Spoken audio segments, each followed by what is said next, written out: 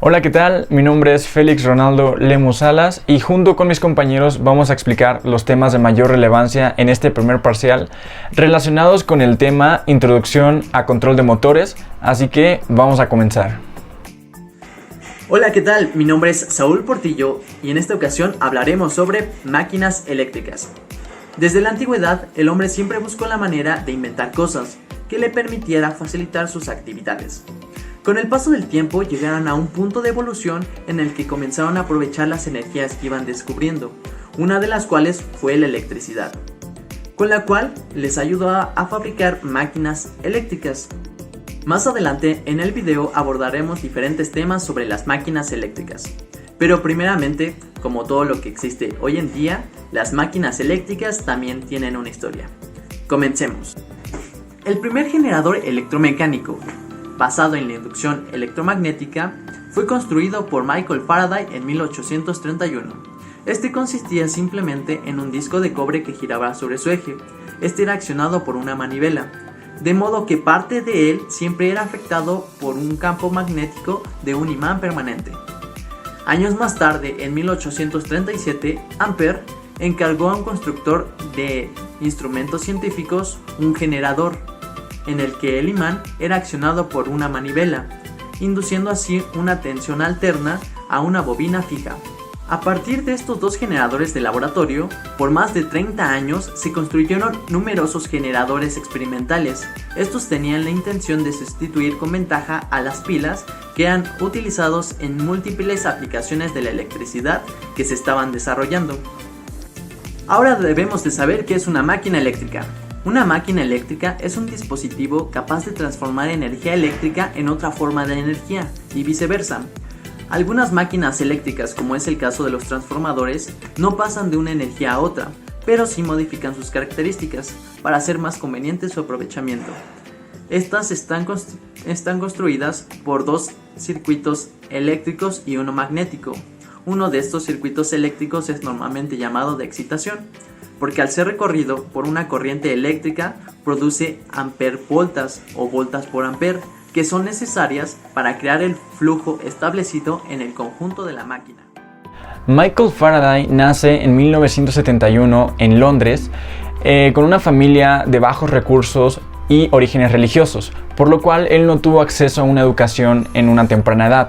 No fue hasta los 13 años cuando consigue un trabajo de bibliotecario, en donde por el día se encargaba de encuadernar libros y por las noches se encargaba de leerlos. Así fue como él tuvo sus primeros acercamientos al mundo de la física y pudo empezar a aprender un poco. Por aquellos años, Humphrey David era un científico bastante importante y reconocido. En una ocasión, Faraday consigue unos boletos para asistir a una de sus conferencias. Queda muy asombrado por lo que escucha, al grado de que toma bastantes notas de todo lo que Humphrey decía. Después de un tiempo, él consigue un trabajo como su asistente. Más que su asistente, se encargaba de hacer la limpieza. Él hacía la limpieza de David al punto de que él seguía tomando sus notas hasta el grado de que logró escribir su propio libro. Esto le causó bastante intriga a Humphrey David, que al enterarse de que Faraday había escrito un libro con sus notas, lo promueve como su asistente. Quedó bastante impresionado por todas las notas que Faraday tomaba.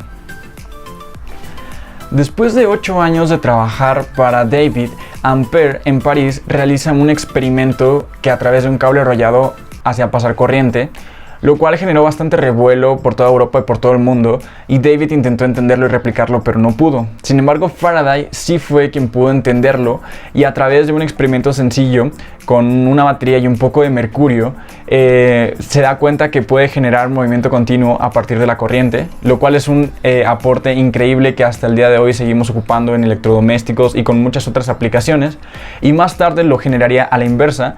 Ahora, a partir de movimiento continuo, está generando corriente o electricidad, lo cual también es muy importante. Y con un experimento a partir de un imán acercándolo a un circuito eléctrico, se da cuenta de que puede variar la corriente, y es el principio de la inducción electromagnética, que más tarde derivaría en el primer generador eléctrico. Y estos son solo pocos de los aportes, porque también a Faraday se le atribuye el primer motor eléctrico, el primer transformador y generador eléctrico y la primera dínamo, por lo cual sin duda se puede decir que Faraday podría ser considerado como el padre de la ingeniería eléctrica, porque todos estos aportes o descubrimientos que en ese tiempo logró y con tan poca información realmente a día de hoy siguen teniendo muchas aplicaciones y siendo muy importantes para lo que generamos en nuestra vida cotidiana. Entonces todos sus aportes fueron muy importantes para el día de hoy. Hola, ¿qué tal mecatrónicos? Mi nombre es Omar Bautista Zamora y yo hablaré acerca de algunas patentes de máquinas eléctricas y la importancia de las patentes en el desarrollo de ideas. Bueno, primero comencemos a hablar sobre qué es una patente. Una patente es un documento oficial otorgado por un gobierno a un inventor. Ok, este documento se le suele dar al inventor para que pueda impedir que alguien copie, ultraje o utilice su invención sin su permiso. Ok, las patentes son una forma de una propiedad intelectual. Es una forma jurídica que tiene el inventor de proteger su creación. Ok, mucho aquí. Existen dos tipos de propiedades intelectuales. Una es los derechos de autor y la otra es propiedad industrial. Ok, en este caso, la propiedad industrial se encarga de proteger la patente, proteger los diseños industriales y proteger la marca.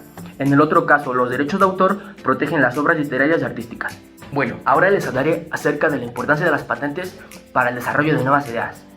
Entonces, a cambio de la protección de su patente, los inventores aceptan divulgar toda esa información técnica de su patente. Esta información está disponible para absolutamente todos. Contiene a detalle todos los aspectos básicos de su invento, para que así una persona experta en la materia pueda replicar dicho invento sin ninguna complejidad. Entonces, esta información sirve para fomentar la difusión de nuevos conocimientos. Si lo pensamos bien, esta información sirve como base para otras patentes. Y siempre recordemos que los inventores merecen una recompensa por el tiempo dedicado al desarrollo de sus ideas. Ahora continuamos con las patentes de máquinas eléctricas. En primera instancia tenemos a Thomas Davenport. Thomas Davenport fue un herrero estadounidense del siglo XIX. Fue el inventor de un motor de corriente continua en el año 1837. El número de la patente tiene el número USA 132. Galileo Ferraris inventó una máquina de distribución eléctrica en el año 1895 con un número de patente US 62 9898 8A. También tenemos a Nikola Tesla. Nikola Tesla fue el inventor de un motor electromagnético en el año 1887 con un número de patente de US 3819 68A. Nikola Tesla también fue el inventor de un regulador de motores de corriente alterna en el año 1888 con un número de patente de USA 100 390 820. Tenemos a Ernest F.W. Alexanderson. Fue el inventor de un alternador de alta frecuencia en el año 1912 con un número de patente de US 112 633 4A. Ahora hablaremos sobre la ley de Faraday y su relación con la ley de Lenz para el funcionamiento de motores eléctricos. Bueno, Michael Faraday fue un científico británico que estudió electromagnetismo y electroquímica. Entre sus principales descubrimientos incluye la inducción electromagnética, el dimagnetismo y la electrólisis. Faraday realizó su primer descubrimiento del electromagnetismo en 1821. Se basó en los trabajos de Ørsted y Ampère sobre las propiedades electromagnéticas de las corrientes eléctricas. Y así, en 1831 por primera vez logró producir una corriente eléctrica a partir de una acción magnética. Ok, la ley de Faraday anuncia que el voltaje inducido a través de un conductor que se desplaza transversalmente a un campo magnético es proporcional a la velocidad del conductor, llamada también la ley de inducción electromagnética, gracias a los trabajos y descubrimientos que hizo Michael Faraday en 1831. Establece que el voltaje inducido en un circuito cerrado es directamente proporcional a la rapidez con la que cambia en el tiempo el flujo magnético que atraviesa una superficie cualquiera. Michael Faraday en 1831 hizo una hipótesis que para inducir una corriente en un circuito cercano era necesario un campo electromagnético variable. Para esto realizó un experimento. Envolvió una bobina en un tubo y la conectó a un galvanómetro. Entonces pasó un imán y como comprobó que la hoja del galvanómetro se movía, entonces comprobó que un campo electromagnético variable era necesario para la inducción electromagnética. Basado en el principio de la conservación de la energía, Faraday pensaba que si una corriente eléctrica era capaz de generar un campo magnético, entonces un campo magnético debía ser capaz de generar una corriente eléctrica. Entonces Lenz creó una expresión que es: la F minusida es igual a menos el cambio de flujo magnético entre función del tiempo. Dentro de los materiales magnéticos tenemos varios tipos con características diferentes que son diamagnéticos, que repelen los campos magnéticos a partir de fuerzas de baja intensidad. Como ejemplo tenemos el grafito pirolítico. También tenemos los paramagnéticos, que responden a la acción de un imán siendo atraídos pero incapaz de permanecer magnetizados. Como ejemplo tenemos el titanio. También tenemos los ferromagnéticos, que son fuertemente magnéticos y en condición natural generan su propio campo magnético por cierto tiempo. Pero si estos se calientan a temperatura de Curie, este material se convierte en paramagnético. Como ejemplo tenemos el Fermayou. También tenemos los ferrimagnéticos, que usualmente se derivan de la ferrita, y estos materiales son susceptibles de magnetización permanente o por saturación, como los ferromagnéticos, siempre y cuando estos estén por debajo de la temperatura del Curie, pero con mucha menor intensidad. Como ejemplo tenemos la magnetita. Otro tipo son los superparamagnéticos. Son ferromagnéticos que retienen características de estos y de los paramagnéticos. Un ejemplo son las cintas de audio. También están las ferritas, que tienen baja conductividad eléctrica y son muy potentes magnéticamente. Como ejemplo tenemos la ferrita de estroncio. También tenemos los no magnéticos, que no responden al magnetismo de ninguna manera. Y como ejemplo está la madera. Y por último tenemos los antiferromagnéticos, que son materiales artificiales que rechazan el magnetismo incluso bajo un campo magnético potente. Como ejemplo tenemos la molécula Mn12. Las máquinas eléctricas las podemos clasificar en estáticas y rotativas. En las estáticas podemos encontrar como ejemplo los transformadores, que son una máquina eléctrica que, basándose en los principios de la inducción electromagnética, se transfiere la energía eléctrica de un circuito a otro circuito eléctrico sin cambiar la frecuencia. La transferencia se va a llevar a cabo en el cambio de voltaje y de corriente, y su función es aumentar o disminuir la corriente alterna cuando sea necesario. Las rotativas tenemos como ejemplo los generadores, que son una máquina eléctrica rotativa que va a transformar la energía mecánica en energía eléctrica por medio de la interacción del rotor y el estator. Cuando el generador se encuentre funcionando, una de las dos partes va a generar un flujo magnético para que el otro lo transforme en electricidad. Los generadores se van a clasificar en corriente continua y corriente alterna. Dentro de corriente continua encontraremos los primarios y los secundarios, los cuales los primarios se van a encargar de que otras energías como la mecánica, la solar, la térmica, etc., la conviertan en energía eléctrica. Y los secundarios se van a encargar de obtener la energía eléctrica de otra fuente para almacenarla y que ésta se use más tarde en otros aparatos eléctricos. Dentro de la corriente alterna va a depender del rotor para saber si es una máquina eléctrica rotativa o va a entrar dentro de la clasificación de generadores. Pero para su mejor descripción vamos a decir que son máquinas eléctricas. Estas son capaces de producir corriente eléctrica a través del movimiento transferido a su rotor y se pueden clasificar según sus fases o según su forma de construcción. Según sus fases está el monofásico, trifásico o bifásico, y según su forma de construcción está en turboalternador de vapor o alternador de inducido giratorio. Como dato curioso, el generador es la máquina eléctrica más importante, ya que la mayor parte de energía eléctrica utilizada en la vida cotidiana es producida por este generador, y más del 50% de esta energía se puede transformar en energía mecánica por medio de un motor eléctrico. Ahora tenemos al motor. El motor es un dispositivo que convierte energía eléctrica en energía mecánica. Estas máquinas eléctricas rotativas están compuestas por un rotor y un estator. Los motores eléctricos están divididos en tres tipos: los motores de corriente alterna, los motores de corriente directa y los motores universales. En los motores de corriente alterna tenemos dos categorías: los motores monofásicos y los motores trifásicos.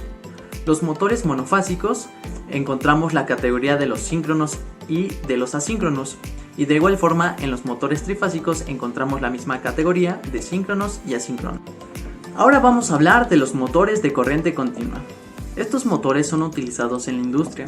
Tienen los imanes del estator bobinados para crear un electroimán y crear campos magnéticos. Todos los motores de corriente continua son reversibles. Estos también son llamados dínamos. Los motores de corriente continua se clasifican respecto a la alimentación de los devanados del estator. Estos pueden ser de derivación, independientes, en serie y en compound. El de derivación es aquel que alimenta con la misma tensión que el inducido. El independiente alimenta con fuentes separadas o independientes. El de serie se conecta de tal forma que circule la misma corriente dentro de él. Por último tenemos al de compound, que es la combinación de las conexiones en serie y de derivación. Los motores de corriente continua tienen gran facilidad para la regulación de velocidades, para cambios o inversiones rápidas de la marcha, control automático de torques y velocidades y un arranque especializado. Una de las principales características de estos tipos de motores es que el estator está formado por polos principales y polos auxiliares, además de que es excitado por corriente continua, al igual que el rotor, que se alimenta del mismo tipo de corriente. Los motores de corriente continua son utilizados principalmente en la industria química, en la industria papelera y en la industria textilera. Por último tenemos a los motores universales. Su principal característica es que trabajan con corriente alterna y con corriente directa. Los podemos encontrar en muchos de nuestros electrodomésticos. Estos motores poseen un par de arranque muy elevado, y es importante mencionar que su velocidad es directamente proporcional a la corriente, y esto lo podemos ver cuando hacemos el cambio de velocidades en nuestra licuadora. Y bueno, todos estos motores tienen partes fundamentales. Ahora hablaré sobre los principales componentes de un motor eléctrico y su función. Comenzaremos con el estator, que es la parte fija del motor. Funciona como base y dentro de él se están generando los movimientos rotatorios. Este componente posee movimiento mecánico. Continuamos con el rotor, que constituye la parte móvil del motor. Es un elemento de transferencia mecánica, ya que de él depende la conversión de la energía eléctrica a mecánica. Después tenemos al eje, que este componente nos sirve para transmitir el movimiento rotatorio a otros mecanismos, normalmente mediante engranes dentro del mismo motor, y suele estar hecho de materiales bastante resistentes pero a la misma vez ligeros. En cuarto lugar tenemos al bobinado, que está formado por una serie de espirales de alambre o cables enrollados dentro del núcleo del motor y consiste en un proceso de colocación o instalación de las dichas espirales dentro del motor. Después tenemos a los rodamientos, que son anillos dobles, y el interior está móvil gracias a que está en contacto con el exterior por medio de balines, y son los encargados de mantener al eje en su lugar, por lo cual tienen una función bastante esencial dentro del motor. Continuamos con la carcasa, que es una parte bastante esencial ya que se encarga de proteger todas las partes internas del motor. El material para su fabricación va a estar destinado por las características y las especificaciones del motor. En séptimo lugar tenemos a la placa de características, y es algo bastante fundamental y esencial ya que en ella se especifican datos bastante importantes relacionados con la máquina, tanto eléctricos como mecánicos, y nos habla sobre datos de fabricación o especificaciones algo importantes. Después tenemos a la placa de bornes, que están hechas normalmente de un material aislante, y en ella se realiza la conexión de las líneas de alimentación del motor. Estas conexiones pueden estar en estrella, en delta o en triángulo, y es algo bastante importante para el funcionamiento del motor. Por último, pero no menos importante, tenemos al ventilador, que es el encargado de expulsar todo el aire caliente que está dentro del motor y a través de los orificios en la carcasa expulsar todo este aire precisamente para que no exista ninguna falla, y es una función bastante importante, para ser sinceros.